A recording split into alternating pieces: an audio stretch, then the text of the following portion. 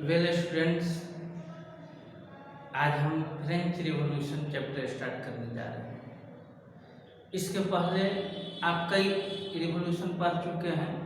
भारत में भी रिवॉल्यूशन हुआ, लेकिन फ्रेंच रिवॉल्यूशन स्टार्ट करने से पहले हम इस पर चर्चा करेंगे कि रिवॉल्यूशन क्या होता है। पहले रिवॉल्यूशन, उसके बाद फ्रेंच रिवॉल्यूशन या अमेरिकन रिवॉल्यूशन और इंडियन रिवॉल्यूशन। तो रिवॉल्यूशन का मतलब कि जो व्यवस्था है किसी भी देश में, किसी भी स्टेट में, जो स्थिति है, उस स्थिति से जब जनता उब जाती है, लोग उब जाते हैं, तो उसमें परिवर्तन लाने के लिए अचानक जो प्रयास किया जाता है, वो प्रयास जिस रूप में हो, उसी को हम रिवॉल्यूशन कहते हैं। फ्रेंच रिवॉल्यूशन 1789 में हुआ। उसकी क्या पृष्ठभूमि, कैसे फ्रेंच रिवॉल्यूशन स्टार्ट हुआ, क्यों रिवॉल्यूशन हुआ, उस पर हम चर्चा करेंगे। लुई 16 1774 में वहाँ का किंग बना था। 1774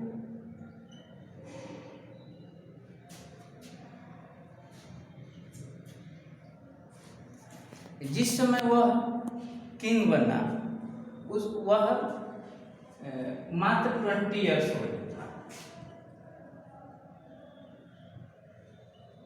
और उसी समय उसकी शादी प्रिंसेस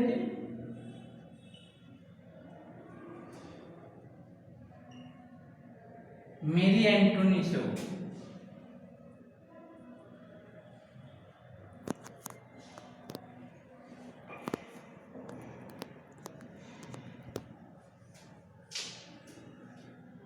जब वह किंग बना, उस समय ट्रेजरी इम्पटी पाया।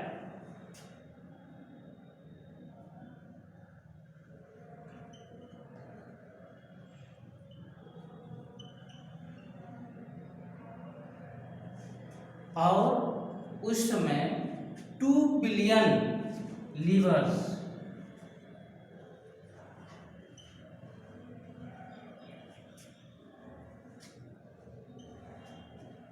डेब्ट था French government, more than 2 billion levers. और जब वह किंग बनता है, तो उस समय 13 कॉलोनी इंडिपेंडेंट कराने के लिए अमेरिका से वो ब्रिटेन के विरुद्ध युद्ध किया, और इस वार में 1 बिलियन लीवर्स और डेब्ट हो गया।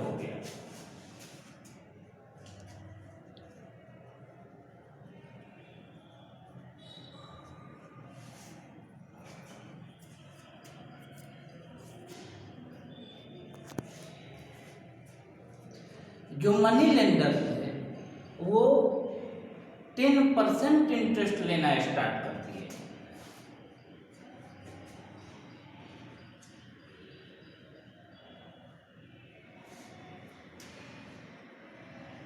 इंटरेस्ट। गवर्नमेंट की स्थिति अच्छी नहीं थी, क्योंकि कर्ज में चल रहा था, लेकिन गवर्नमेंट को चलाना था, कोर्ट चलाना था, वे ऑफिसर्स को पैसे देने थे, गवर्नमेंट के पास पैसे नहीं थे, तो देश चलाना काफ़ी मुश्किल हो चुका था। और लुई 16 के पास टैक्स इंक्रीज करने के सिवा कोई दूसरा ऑप्शन नहीं था। लुई 16 टैक्स इंक्रीज करना चाहता था, और उस समय जो फ्रेंच सोसाइटी था 3 स्टेट में बटा हुआ था, और ओनली 3rd स्टेट के लोग, जिसको कॉमन पीपल कहा जाता है, वही टैक्स पे करते हैं। उस समय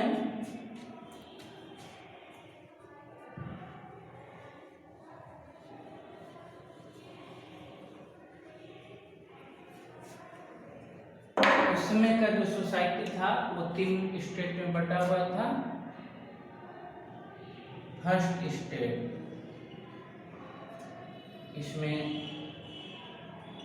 कलर्जी आते थे।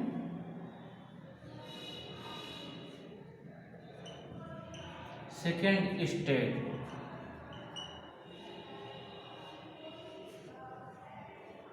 इसमें नोबिलिटी आते थे।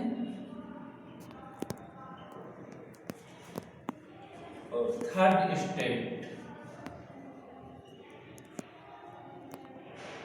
Common people. Common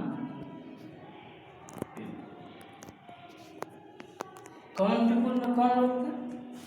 big businessman, small businessman, court officers, peasants, servants, ये जितने भी निम्न तबके के लोग थे, जो गरीब तबके से बिलोंग करते थे, जो डिप्रेस्ड क्लास से बिलोंग करते थे, वो सभी थर्ड स्टेट में आते थे। और यही लोग सिर्फ टैक्स देते थे। ये दोनों टैक्स से फ्री थे।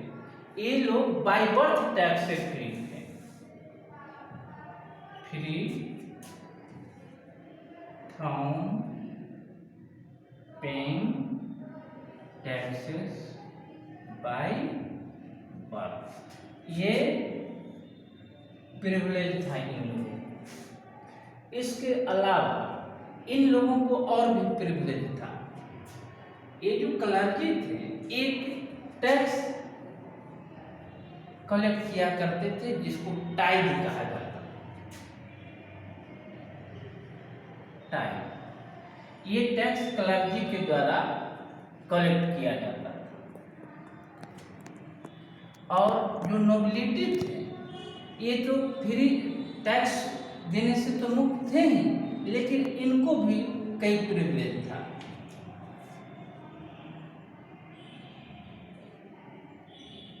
फ्यूडल प्रिविलेज,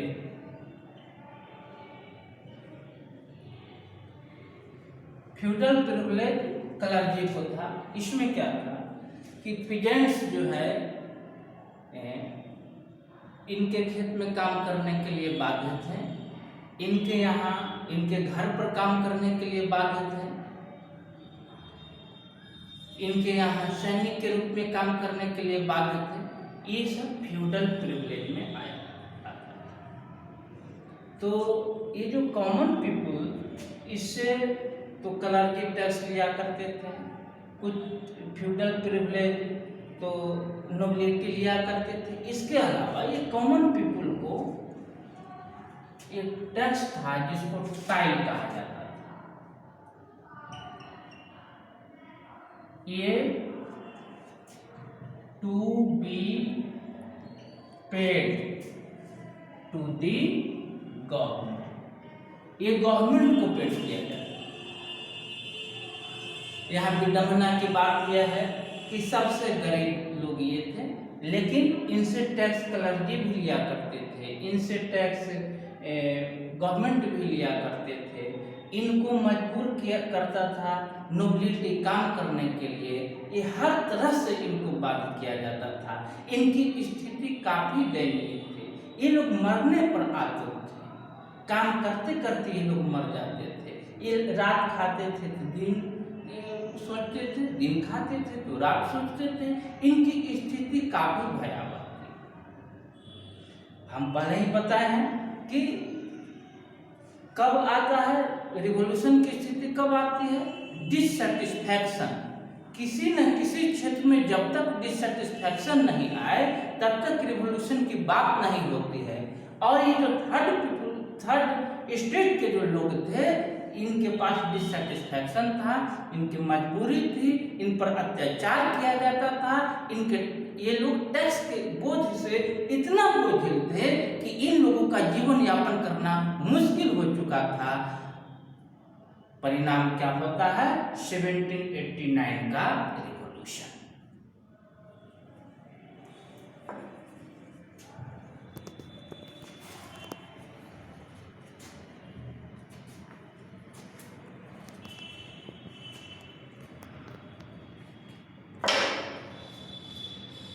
ये जो पीजेंट्स थे फ्रेंच में,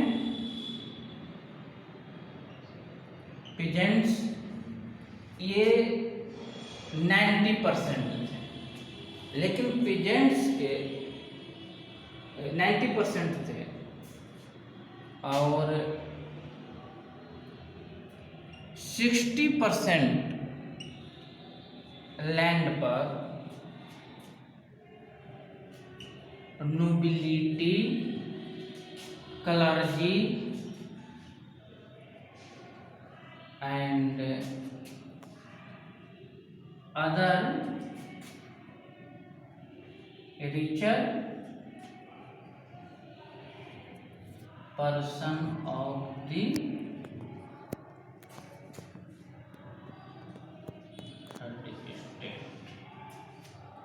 90% पॉपुलेशन पेजेंट्स का और 60% लैंड पर नोबिलिटी, क्लर्जी और अदर रिचर पर्सन का अधिकार था। यानी पैसे इन लोगों के पास, टैक्स देने के लिए बात, ये स्थिति काफी भयावह है।